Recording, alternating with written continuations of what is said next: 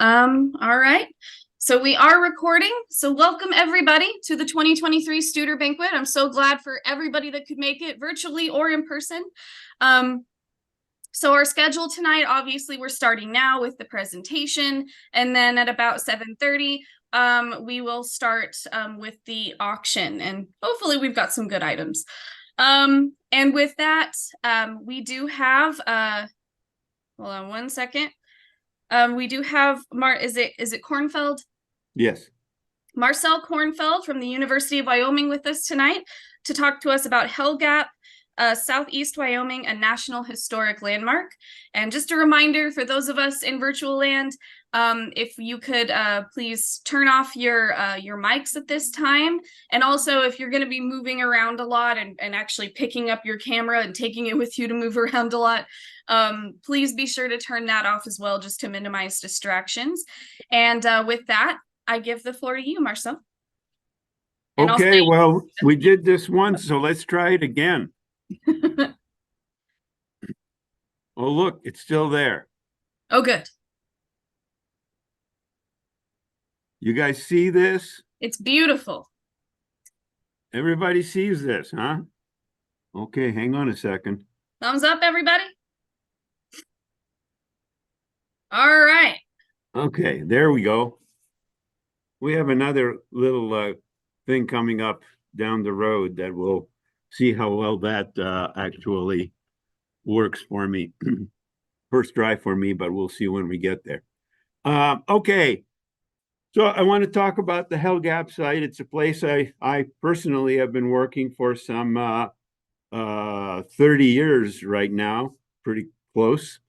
And first, I want to say that excavating a site like this takes a lot of resources and a lot of people. And before I started there in the early 1990s, there were others who worked there in the 1960s, something I'll be talking about during this talk. But in any case, what I want to point out that the funding for this came from a lot of different organizations, the National Endowment for the Humanities, Warner Grant Foundation, American Philosophical Society, and the rest that you see listed up there. One of the most recent ones actually being the Institute of Museum and Library Sciences, because what we're doing, we're creating a digital archive, which if I was competent enough to get on another website, I could actually show you the beginning of that, although that's not finished and it's still in the process. Also, other than these various foundations and so forth, the Wyoming Archaeological Foundation actually owns the site and has owned it since the late 1980s. And that's really what got us involved in working at Hell Gap site back in those days. And there are also a number of private donations that we received over the years that have gotten the whole thing kept the whole thing going over all of this time. So it takes all of that effort to do that. Not to mention the hundreds of students and volunteers that have worked there as well. Well, in terms of Paleo-Indian studies, which is what Hell Gap site is all about, we're really addressing the second big question in the history of American archaeology. The first big question that lasted up until the late 1800s was who built the mounds? The mounds at Cahokia, the mounds throughout the Mississippi Valley and other states. In other words, and then the second big question came up after that first one was solved, and that was the antiquity of American Indians. How long have American Indians been around in the in the Americas, in the Western Hemisphere? The first attempts to provide these answers, most scholars at the time favored very short durations, like 2,000 to 4,000 years. They were familiar with the Maya, the Hohokam, and all of these other groups. And so it was that duration that, and they had a little bit of a sense of how long ago these people were around, but they didn't know anything really before that. There was this short period of idea, so-called American Paleolithic in the 1890s, that said that people have been around since the deep Paleolithic, like we would think of it in Europe and elsewhere, but that sort of failed. And then the second big question was really provided in 1926, 27 with the discovery of association of human artifacts and extinct fauna, bison antiquus in Folsom, New Mexico. So Folsom really marks the initiation of Paleo-Indian studies as we know it. From the discovery of Folsom until well into the 1960s, and to some degree even continuing today, the main question has been the cultural sequence and the duration of specific Paleo-Indian periods. In other words, a purely culture historical question. When were these folks, certain of these folks around, that get identified over the period from 1960s, 27 to 1960s? We're still kind of stuck in a culture history mode because we really have relatively few sites compared to some other periods, and it's easy not to get things in the right order. One of the reasons that we still ask this question, partly because most sites until well into 1970s, Hell Gap being one of the few exceptions, were large animal procurement sites. What are these sites? What are large animal procurement sites? They're essentially a single short-term occupation, and you get a single diagnostic artifact. And there is very little cultural stratigraphy or no cultural stratigraphy. Generally, it tends to be one period of occupation or one at least cultural time frame of occupation. So let's say something like Hell Gap a period, or Agate Basin period, or Cody period, or whatever it happens to be. So as a result, cultural chronology is not very well understood.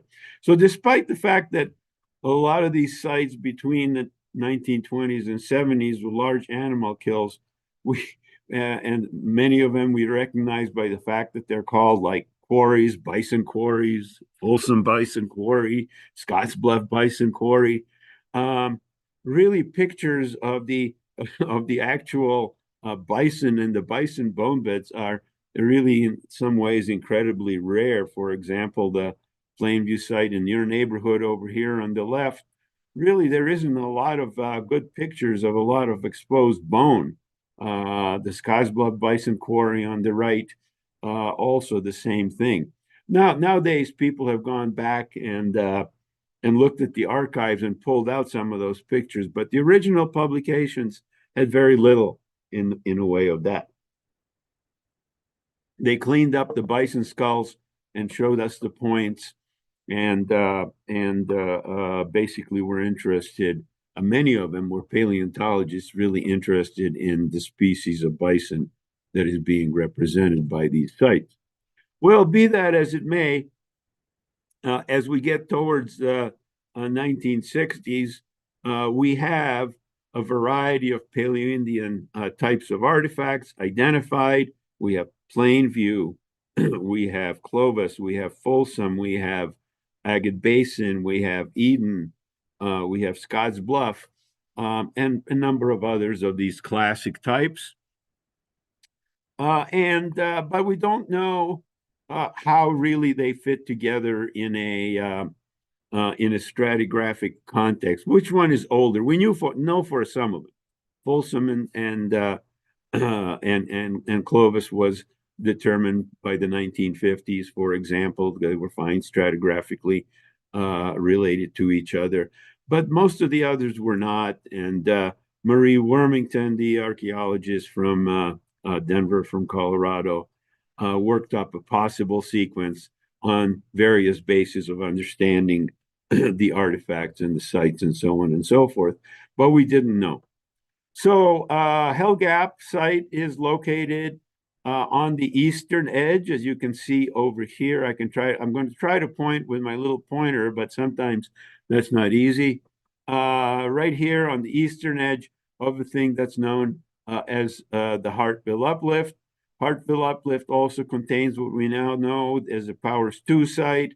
There's a Patton Creek site, and there's a whole series of Spanish diggings quarries that are well known, quarries totally comparable to the Alabates quarries down in the Panhandle. But in reality, this whole Hartville Uplift area is full of procurement and quarry sites, maybe 40, 50 kilometers north-south, 30, 40 kilometers east-west. So these Spanish diggings quarries, the specific ones that are recorded, is only part of the story of what's going on at Spanish diggings. Powers 2 site, which has been under investigation from really late 1980s, but then there was a big break, didn't really start again until well into 2000s, is right over here, about 10 kilometers from the Hell Gap site.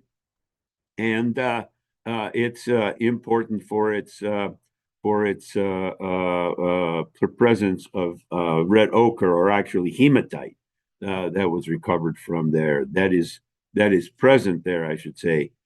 And Patton Creek site is on here basically because it's one of the sites that was part of the original Hell Gap investigation. Although the investigation was about Hell Gap, they did a lot more work outside of Hell Gap itself. In fact, there's a whole bunch of more sites here that we could point out to.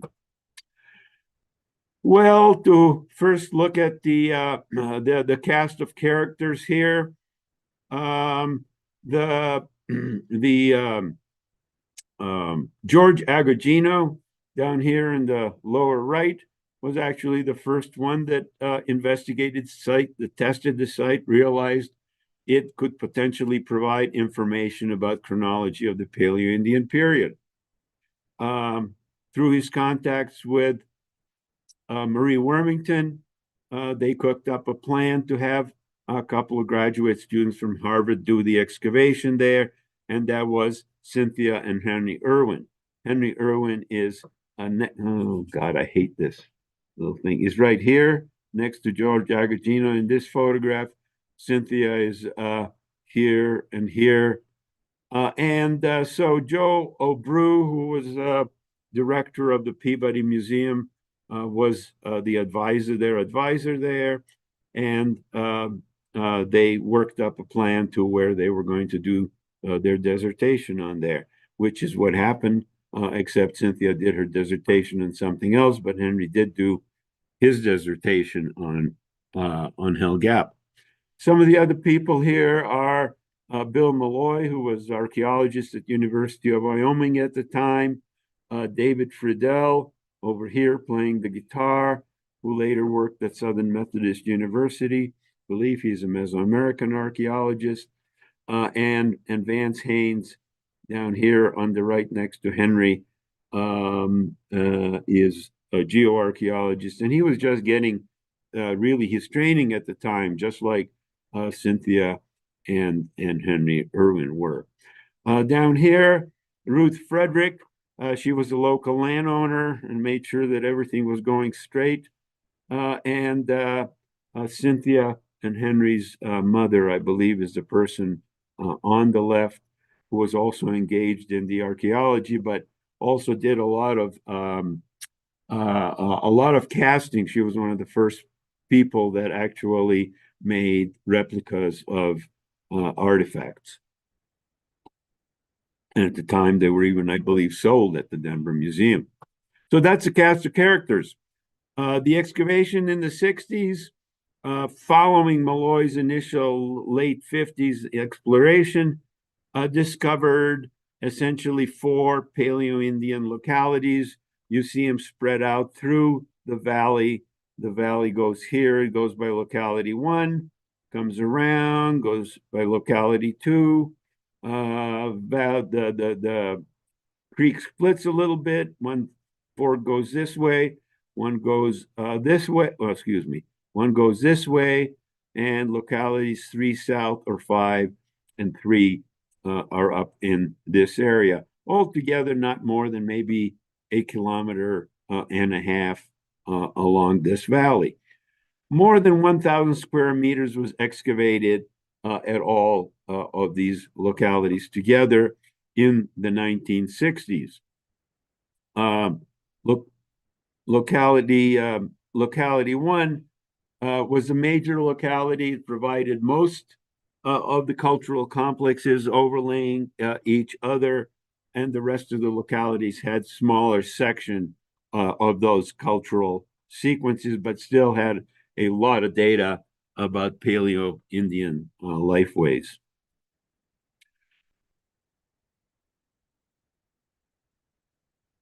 So the time period for this area of the northern plains, northwestern plains that I'm talking about, that we're covering, and that is largely covered by the Hell Gap site, is both early, middle, and late Paleo-Indian periods, and with a few exceptions like Clovis and James Allen, almost all of these other cultural complexes are represented at Hell Gap, and most of them in chronological order at locality one.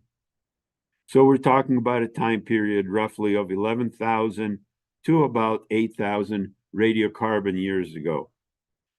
And pretty much I'm going to stick to talking in radiocarbon years. So well, there's some exceptions, but that's what I'll try to do to keep it straight. So some of the most spectacular results of the early excavations at Hell Gap were things like the discovery of various structural remains.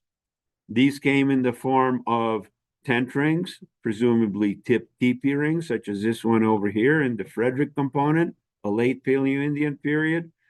A double set of rings overlapping, rings of post holes from, I believe it's the Midland component. And then another one from the Agate Basin, a partial series of post holes, and another one Agate Basin, a pretty small one actually, with another series of post holes. These post hole things, obviously, I guess nothing's obvious, but these post hole things would seem to indicate that what we're talking about is some kind of a lean-to type structure, such as the one that you see on the lower right, which of course is in the rainforest of the Amazon and is a lot greener than what we would expect here, but it would still be that kind of structures with saplings stuck in the ground and then some kind of vegetation put on top of it, or maybe skins put on top of it for protection. A fairly open area, at least in some parts. And these were some of the first Paleo-Indian structures that were discovered in North America. Even now, we do not have a lot of Paleo-Indian structures. They're very few and far in between. Also, some of the spectacular finds include things like beads, 3 beads. The ones over here in that kind of pinkish color were recovered from Hell Gap, from Frederick, and Agate Basin levels. The other places where we have beads, in fact, there's 140 total beads, Paleo-Indian beads that are known or were just a few years ago. And these are not the kinds of things that change the numbers very fast. The discovery at Hell Gap was some of the earliest, although Arch Lake Woman might have been excavated before, but I don't think the beads were reported until later. And the same is true about several other Paleo-Indian sites where beads were discovered. Their information on them came only later. Oh, maybe some somewhat less spectacular, but still important are bone tools. Certainly, bone needles are something also that had not been discovered much before this in Paleo-Indian context. The bone needle from the Lindenmeyer site, I think, had one sentence mentioned in the report, and that report was in the late 70s. No, I'll take that back. It was from the original report from excavations in Lindenmeyer. Again, bone needles, there are approximately 90 across North America of Paleo-Indian period. So not a lot of needles, and yet Helgap provided us with some information of that early on. The other things is some ground stone, which is fairly rare in Paleo-Indian assemblages. Some of the ground stone came in a way of shaft straighteners that go on the right. And there is I say respectable, but there's a lot of ochre. A lot of ochre was discovered in the 1960s. 3,000, approximately 3,000, actually more than 3,000 pieces of chipstone tools that are divided into 40 classes by Henry Irwin, and hundreds of thousands of pieces of debitage, indeed, probably more like more like millions. Well, all of this, the importance of the site, as I said, the part of the reason for excavation was to try to put these particular types of artifacts. This is Goshen, which was not a known type before excavation of Hell Gap, but Folsom, Midland, Agate Basin, then Hell Gap, Alberta, Scottsbluff, and Frederick. Three of these were identified at Hell Gap, the ones in red circles: Goshen, Hell Gap, and Frederick. So the site is a type site for these, but the stratigraphy in the 1960s that you see over here put these projectile points known from other places in the plains and outside of the plains. It put it in a chronological order or in context.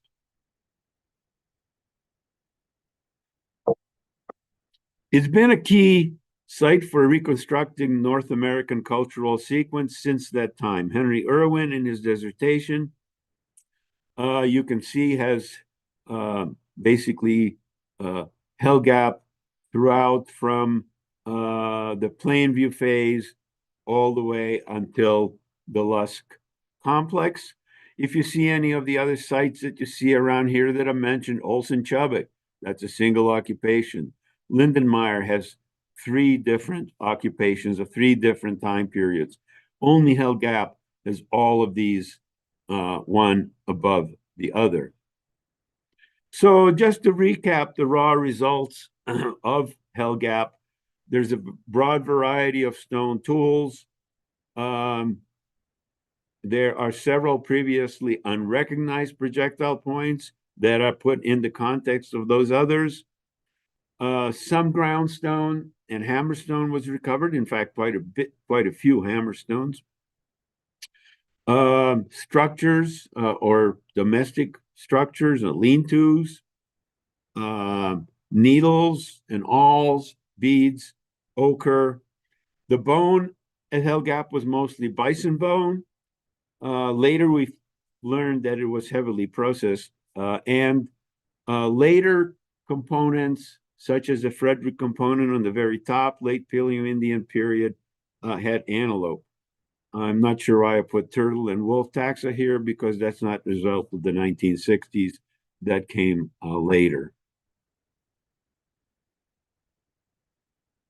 So in terms of the interpreting these results, Cynthia Irwin Williams and others in 1973 wrote a short article that spelled out the Paleo-Indian chronological sequence. It mentioned that the site was a campsite and that most components were relatively long duration or reoccupied many times. Hell Gap component was thought to be a short occupation camp, hunting camp, and bison was a main source of subsistence, except for in the late Paleo-Indian Frederick component.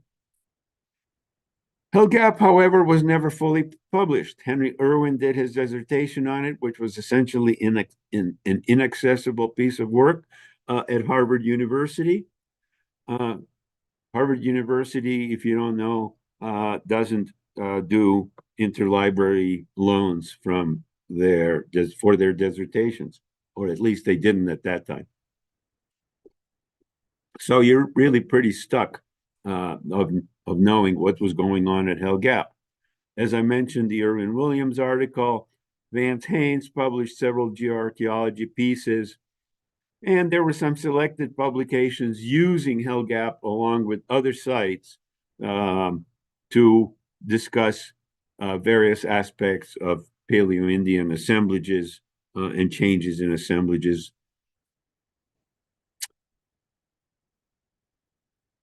You know, I can't see the top of my slide on any of these. I kind of guess what's there. Anyway,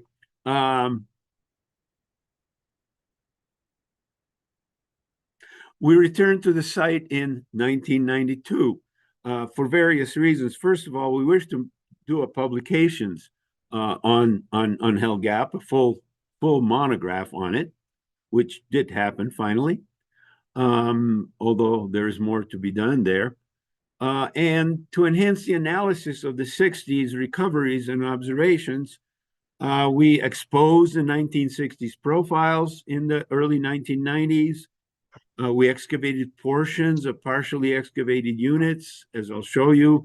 Some units were not completed in the 1960s, and we thought this would be a good place where we could kind of get the feel of what the site's like, and to recover various samples not collected in the 60s or not giving us useful data from the 1960s. So things like pollen phytoliths, micromorphology, and microfauna. So some of the results of the 1990s and subsequent investigations were a more complete and full understanding of the stratigraphy and sedimentation of the Hell Gap Valley.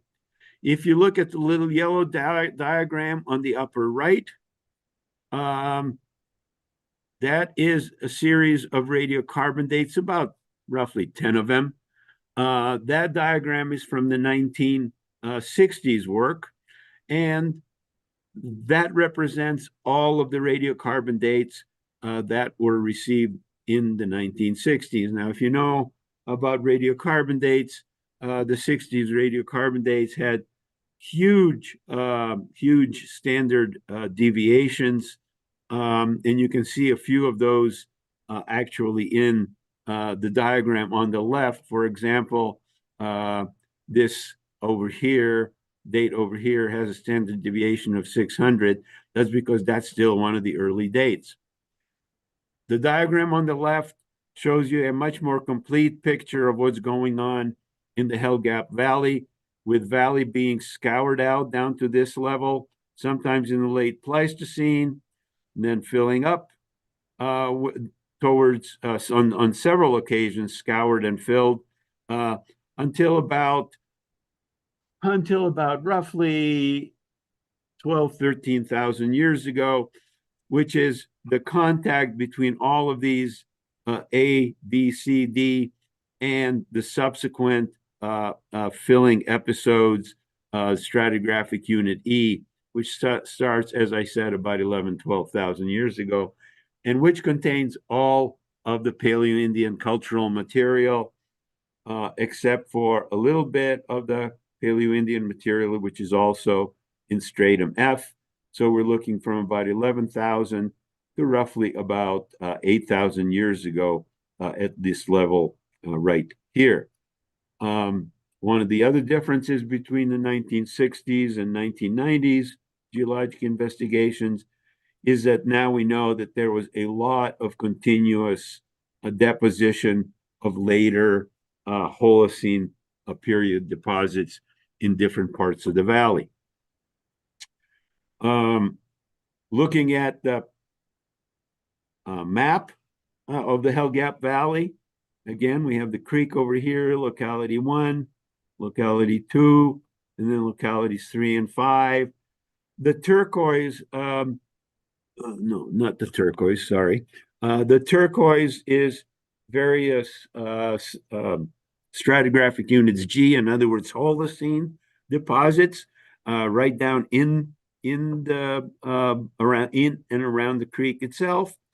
And above that are older deposits. So the this brownish, reddish brownish color are the Paleo-Indian age deposit, the stratum E, essentially. So right around locality 1 over here, there's a lot of stratum E. Then there are other portions of stratum E around the valley that have barely been investigated yet. Locality 2 over here has stratum E, but that continues to the north, and so on and so forth. Just to get the idea that the Paleo-Indian deposits in this valley are still quite numerous and abundant.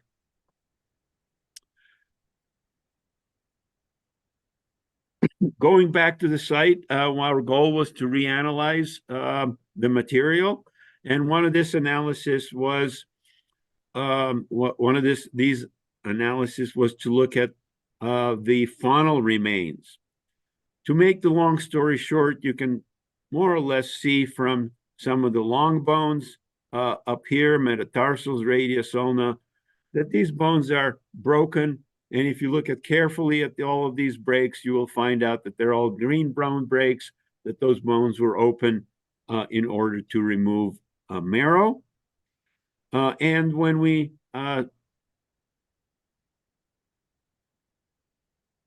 and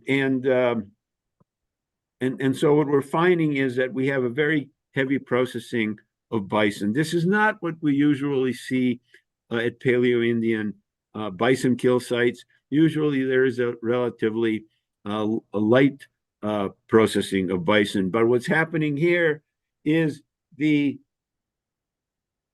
people dispatching bison somewhere away from Hell Gap are bringing the very best high utility parts back to the site. In other words, parts that have meaty products, but as well that are rich in the within bone nutrients, the fat, which is so important for all hunter-gatherers and their survival.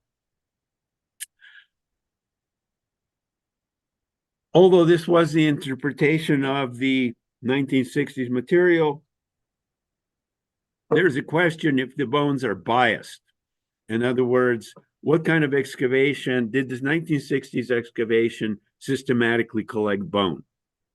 They definitely systematically collected complete bones and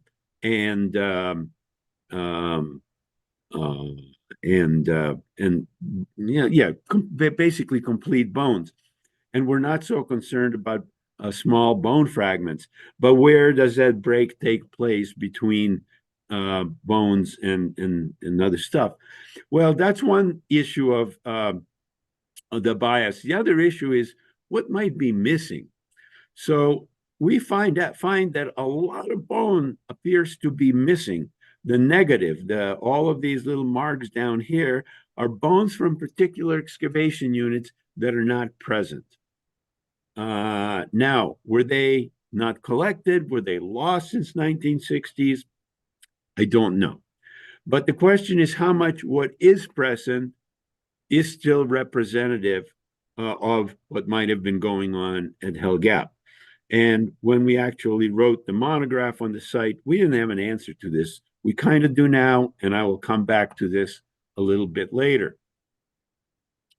Another part of the reanalysis was to look at the microwear on stone tools from the 1960s, and we find out that we have quite a bit of meat wear on it, so presumably butchering. We have also quite a bit of skin wear or skin wear on the on the tools, so tanning, and we have some bone and wood wear indicating grooving and whittling of wood and making wood objects. We would expect more. We would expect more, especially of wood and plant kind of wear, simply because 90% of hunter-gatherer artifacts, 95% of hunter-gatherer artifacts are made out of things other than are made out of perishable materials like wood, and we would expect to see more wear especially at a campsite, but we don't. Well, Frederic Soleil put the Paleo-Indian cultural sequence in jeopardy. In the late 1990s, he wrote a dissertation at a Southern Methodist University. And I can't go through these graphs in detail because I don't really have that much time. But he figured out what the density of artifacts was per every 2 centimeter level, and 2 centimeter, 2.5 centimeter, 5 centimeter level, excuse me, about 5 centimeter level. They excavated the site in the 60s in essentially 2-inch levels.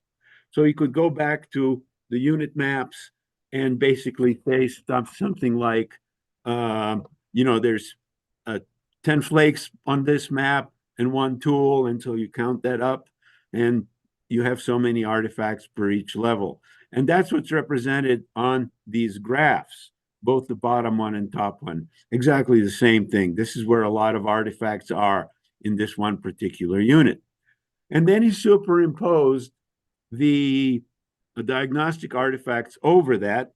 And if you look at the bottom, what Frederic argued for is that the cultural sequence is not as neat and as clean as it was represented in the 1960s. And so that the bottom level is actually not a Goshen level, but I'm trying to point here. Folsom Goshen level. The level above that is Agate Basin Folsom level. Then there's a Folsom level. Then there is a Goshen level. So this is a lot more complicated. Now, it's not that simple.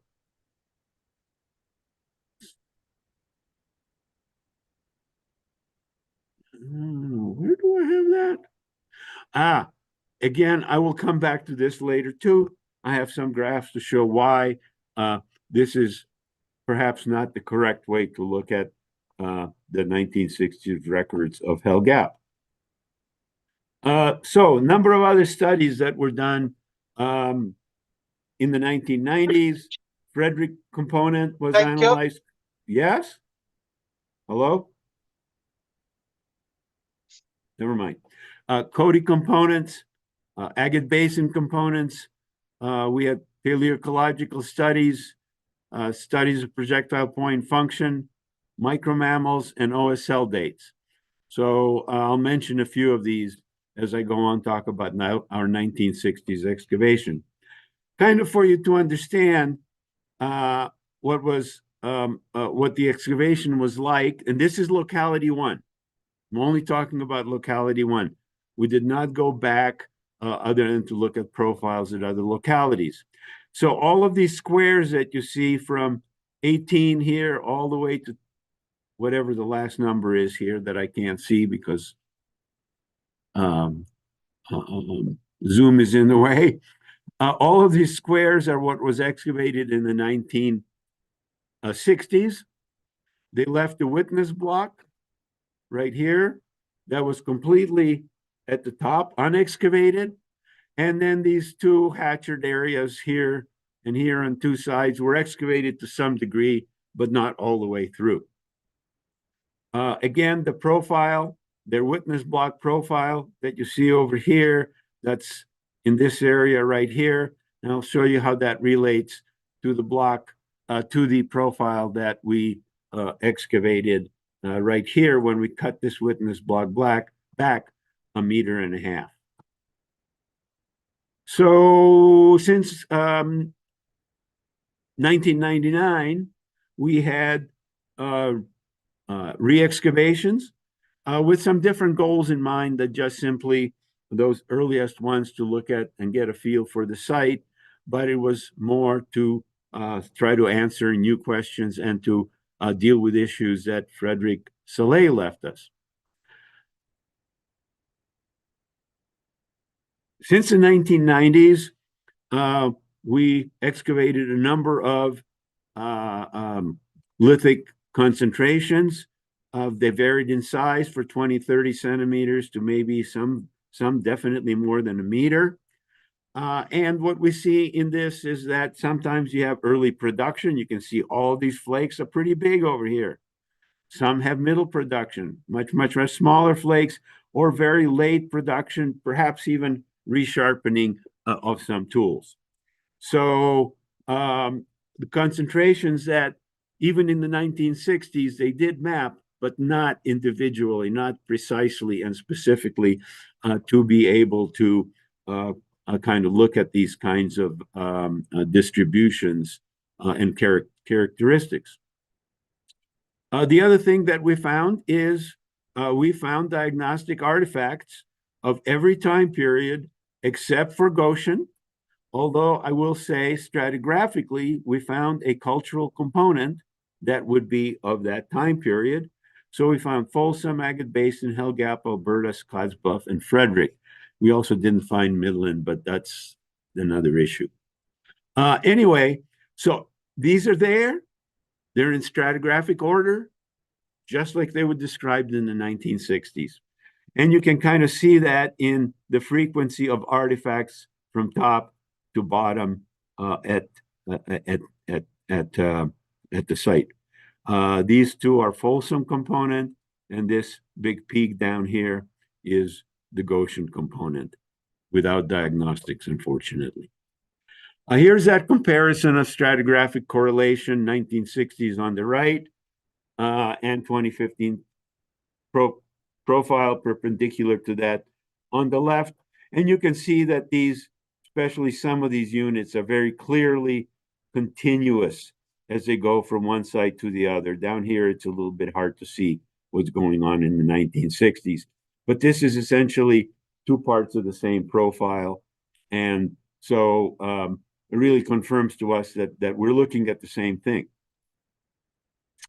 Now, in terms of Frédéric Soleil's interpretations, here's a possible suggestion of what's happening. This is a schematic diagram showing uneven surface or an uneven series of surfaces with a slope. Hell Gap is at a slope, right? So you might have this very early surface down here, sometimes in the late Pleistocene, and the surface is like this. And above that, you have a Goshen point, and here you get another Goshen point. Then there is another surface up above that. It also is like this. And there's a Folsom point in that, and there's another Folsom point and another Folsom point. And on, all the way to the top, you have surfaces, and each one of these stratigraphic levels has certain cultural components. Now, if you're looking at 5 centimeter levels, let's say that each one of these lines is at 5 centimeter levels, what do you get down here? You get Goshen and Folsom. They're not in the same stratigraphic unit. They're in the same elevation. Above that, you get just Agate Basin in this 5 centimeter level. Then you get Folsom. Then you get nothing. Then you get Goshen, Agate Basin, and Agate Basin. So you see, looking at those 5 centimeter levels, it's very easy to imagine that the surface was uneven.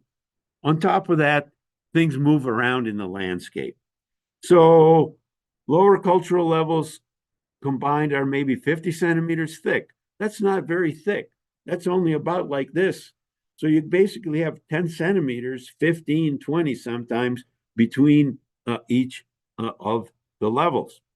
There is a surface topography, site slope, and Frederick also reclassified some projectile points, Midland into Goshen. So, for example, this Midland, he reclassified into Goshen. So all of a sudden, you got Goshen that's above Agate Basin. So that's at the moment our explanation of what might be the problem with that, the way that analysis was done. I'm running out of time, so I'm going to go through fast uh, over some of these because they're probably not important, and I'd like to get towards the end of my talk a little bit. One of the new analysis that we did was OSL, or optical stimulated luminescence ages. And these are the preliminary results. It's still in a point, we still have more samples. But the thing to notice is that there is a very nice progression with almost no reversals except a little bit down here. And at least one of those is something that came out of Rodenhole. So we have a confirmation of the temporal temporaneity of different um, strata at Hell Gap. If you look at the back plot, and the back plot is simply a map, but it's a map against the wall. So certain number of meters up all plastered against the wall. And what this shows is different levels. You can see that there is a level over here, and then there's another level over here. And in this case, the yellow is the bone, and the blue is chip stone, and then there's ochre down here, and so on and so forth. So you can see these concentrations. And this is from the front of the witness block excavation. What this seems to be telling us, although it's still in the process of analysis, that we're looking at a whole variety of small occupations and reoccupations and reoccupations over a period of time. Each one of these lithic concentrations may represent one episode of flint knapping, one short occupation, maybe a week or so. Same thing about concentrations of ochre, such as this one and this one down over here. Those flint knapping piles of that very small material right down here. And by the way, this area right here with the ochre is a Folsom flint knapping area I'll mention in a minute over here. So some of these archaeological discoveries of recent are the original excavations only really had 2 or 3 taxa. We've added turtle, wolf, and we've also added a much more intensive processing of processing of faunal material by they're processing phalanges, which has a very small little amount of marrow in it, but again, an important thing. Whether is the bone biased? Well, sorry, I had to put in at least one table. Is the bone biased? Well, what we find is that the mean bone density, which is a measure of how bone, which is a measure of if the bone density is low, the bone will deteriorate faster and will not exist in a period of time. If bone density is high, the bone will survive longer. Okay? So, in terms of the 1960s and the 1990s, we find that in fact, the stuff collected in the 1960s has a lower mean bone density. In other words, they were pretty careful in what they collected. Okay, they didn't just collect really good bones, they collected a lot of crummy bones. In fact, our bone, and we collected everything, believe me, the bone density is higher. So the bias does not seem to be that serious. So that's our conclusion, that we can in fact rely on those 1960 bones to interpret what was going on in terms of subsistence at Hell Gap.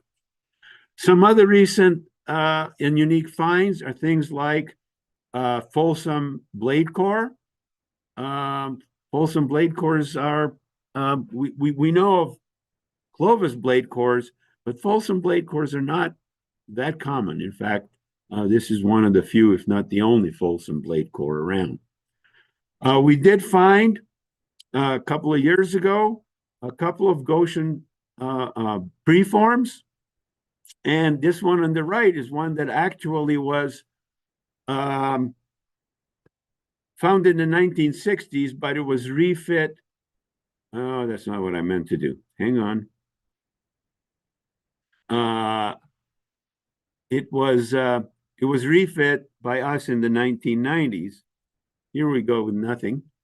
Um, and the importance of that is that this is the only Goshen period set of preforms that exists. No other site has Folsom Goshen preforms. Um, I'll show you this one that has been refit a little bit. It's a pretty neat, if this works, and seems to be slow.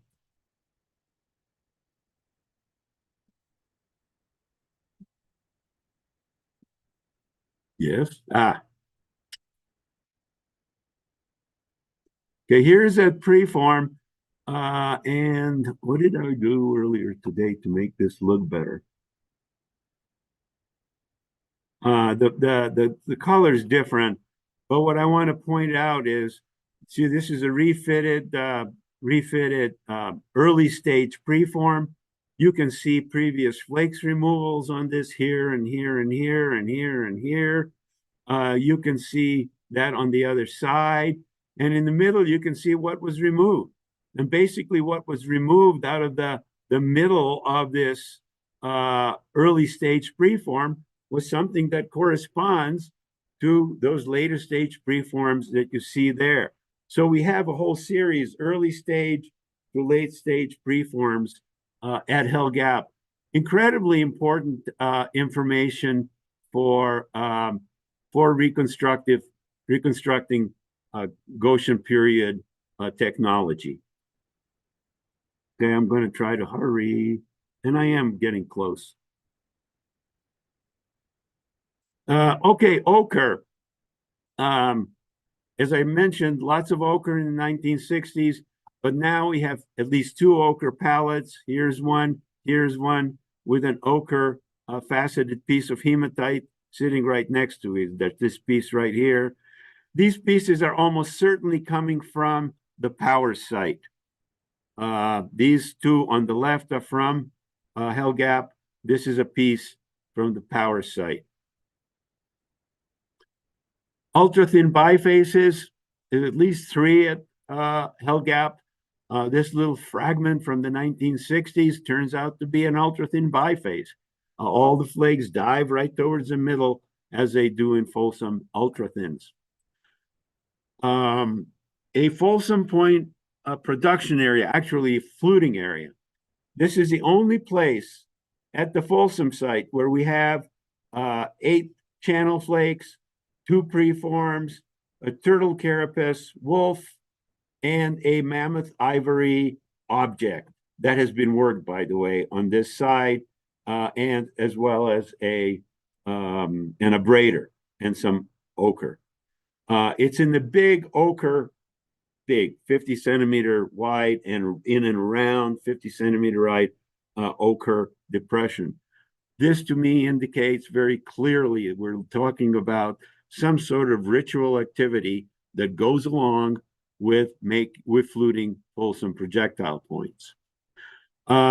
We have now a 25 bone needle, 23 bone needle fragments.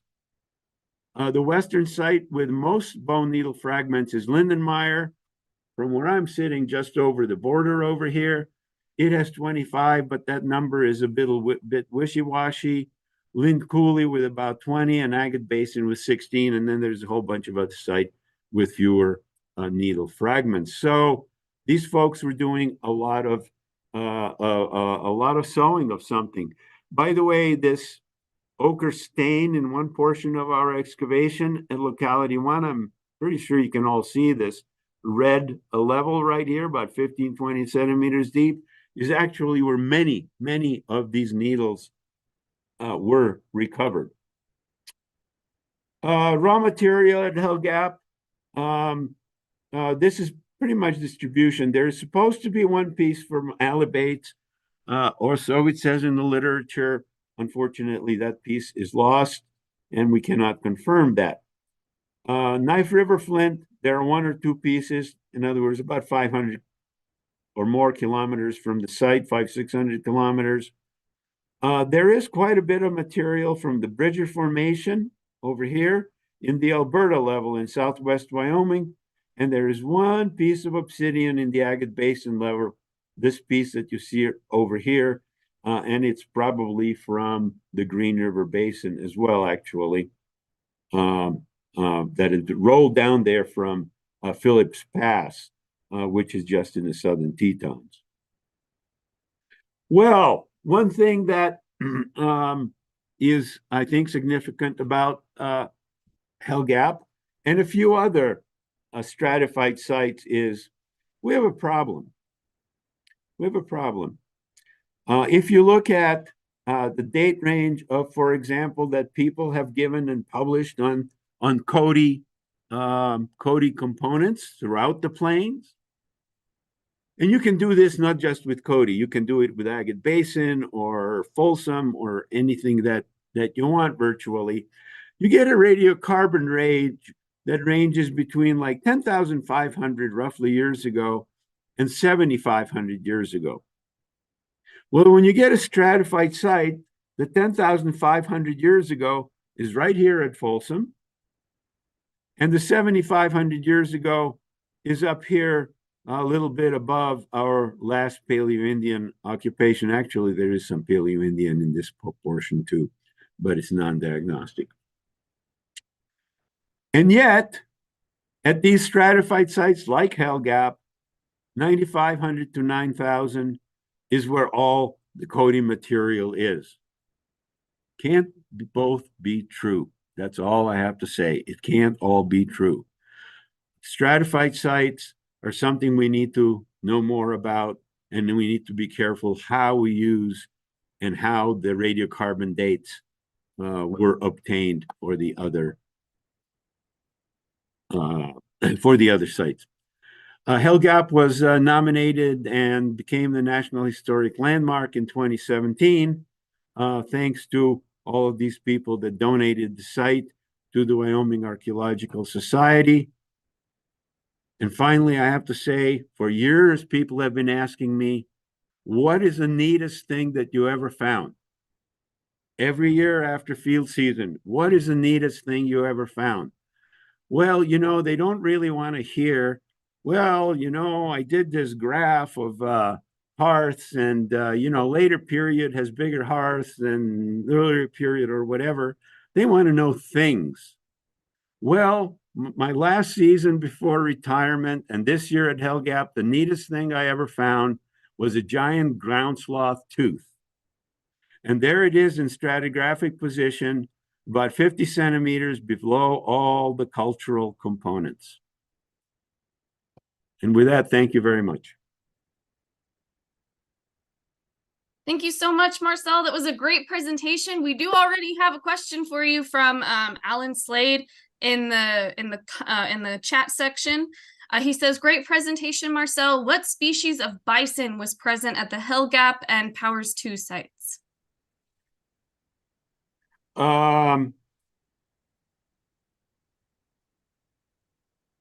That's a hard question, Alan.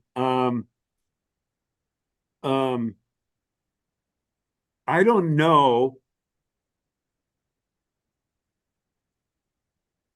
Just by the time period, most of Hell Gap, especially the early part, should be bison antiquus.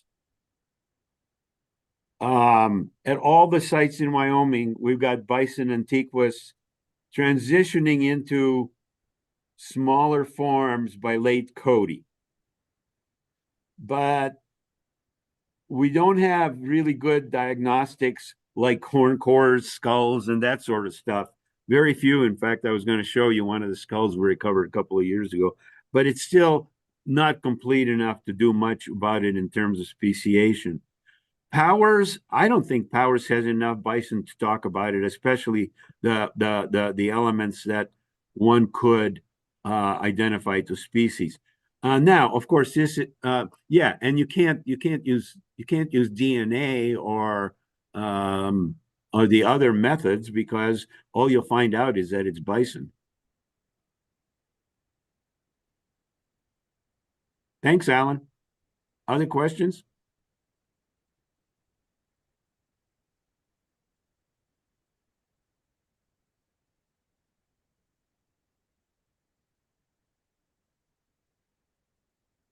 Miranda, any questions from the in-person crowd over there?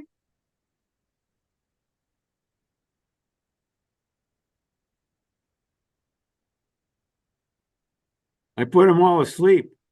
Oh, I'm sure you didn't. We do have one question. Okay. I was wondering, if everybody why they kept coming back to the set. Is there any indication as to why they kept coming back to the site? Can you put it in the chat? I don't know if we can. There's a lot of echoing going on. Okay. Yeah, I didn't hear. I'm sorry. It's okay. It's very echoey. And you're going to read it to me, right? Yes. Okay, good.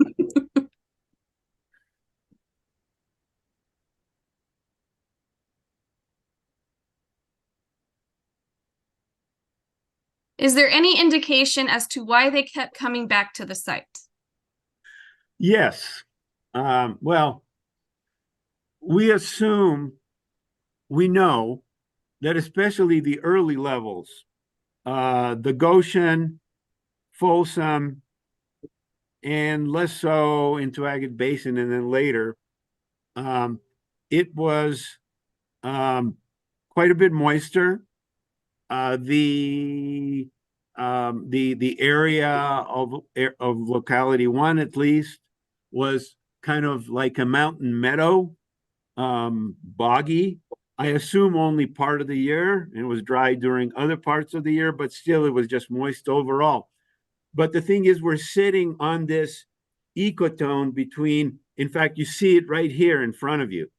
You see the the trees over here, and then grasslands, and then this is about the last little pile of trees, and everything beyond that that you can kind of see. We're talking grasslands, so we're at an ecotone between two ecological zones. Out there in the grasslands, you get certain things like prairie potatoes, antelope, and bison. Right here where we are, and kind of going towards us back uphill into Hartville Uplift, you get things like deer and a variety of other Indian ricegrass, yucca, juniper, ponderosa pine, various other resources, plant resources, rabbits, bunnies, et cetera, et cetera. So being at an ecotone like that is always advantageous. Things can be exploited at different times of the year. And then we probably had a permanent water supply here as well that lasted. Even now, some years are dry, but many years are not. Okay. We have another question from Scott. Oh, I don't know why my chat is doing this. How many campsites, roughly how many campsites are known from excavations for these Paleo-Indian complexes?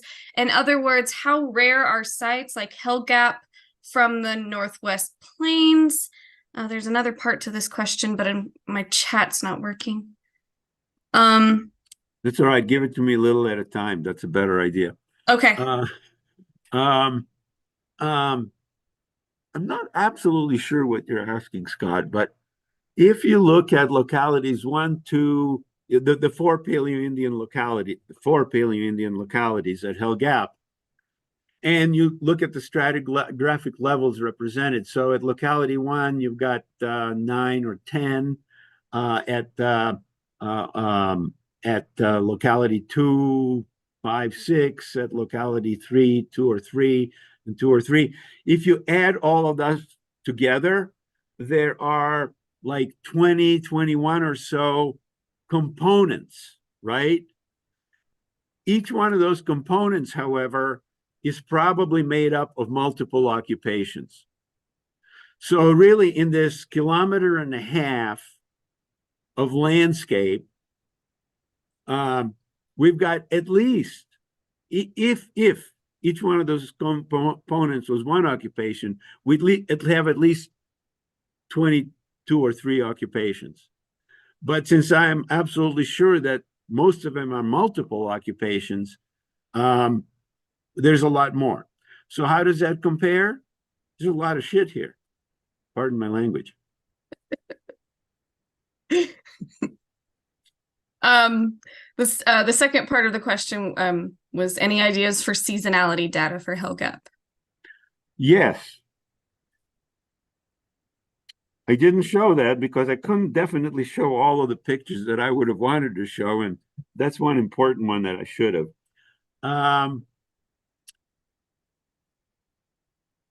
The sample is small, and you have to take all of Hell Gap localities together in order to get the whole picture. So you can't say the Goshen level. Well, you can, but you're going to have one tooth that is, has some idea of seasonality. But if you take all of the localities together and the fauna together, it turns out that every time of the year was occupied. So we don't, that's obviously not continuous, but they're coming back to that site during the Paleo-Indian period at every time of the year.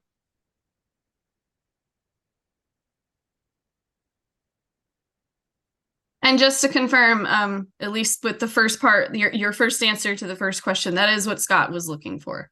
Okay. So he hasn't. What does Hell Gap tell us about Paleo-Indian mobility?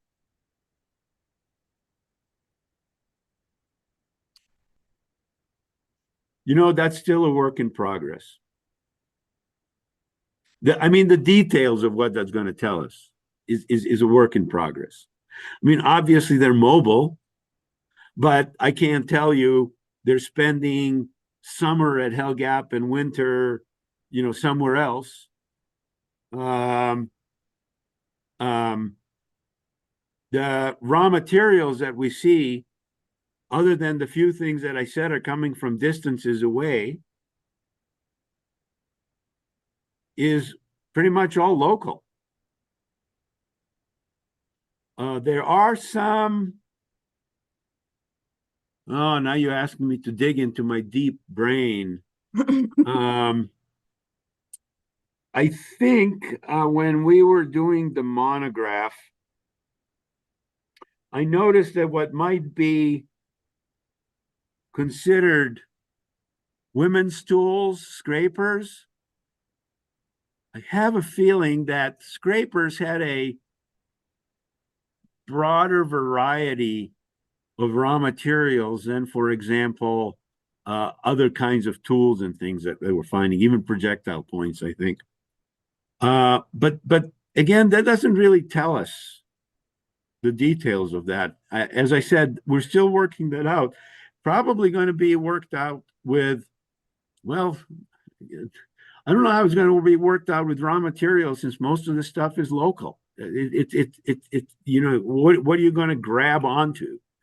Local and in terms of Hartville Uplift. Now you could divide that up into a little closer to the site, but I don't know. Can't answer that very well, Scott.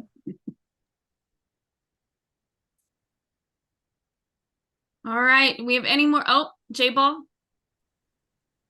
Yeah, I don't know why it says J-Ball. That sounds dumb, but it's Jesse.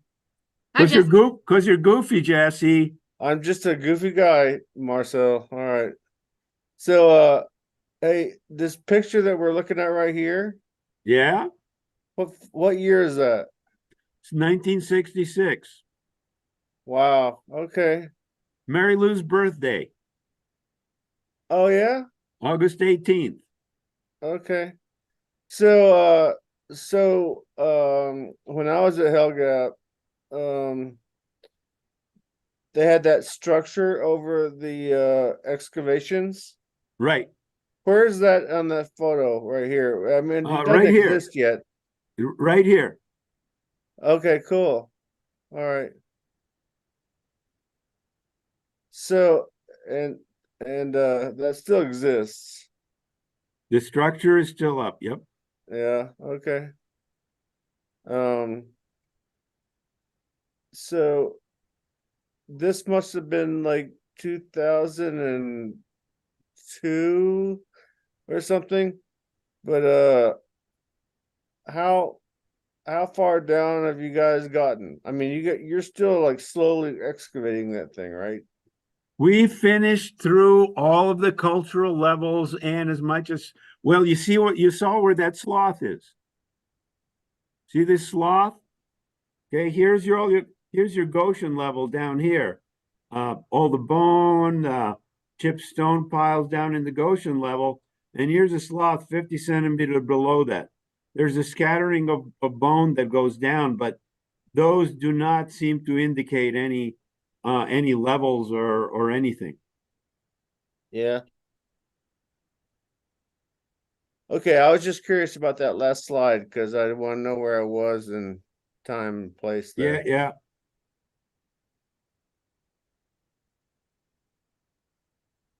You guys better So go have your auction.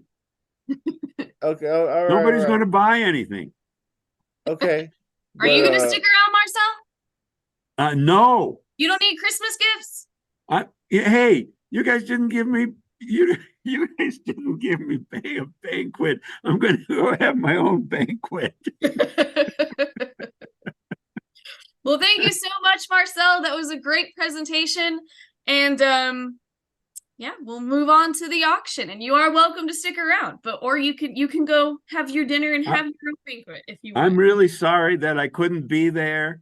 I really thank you for inviting me and giving me the opportunity. I've been wanting to go down there and meet people from the Panhandle Society, but it just never seemed to have happened. And believe me, I looked in all possible ways of getting down there this weekend, but it's the end of the semester and it couldn't happen. So thank you so much. No Thank you, worries. Thank you Marcel. so much for giving us this great talk. All right.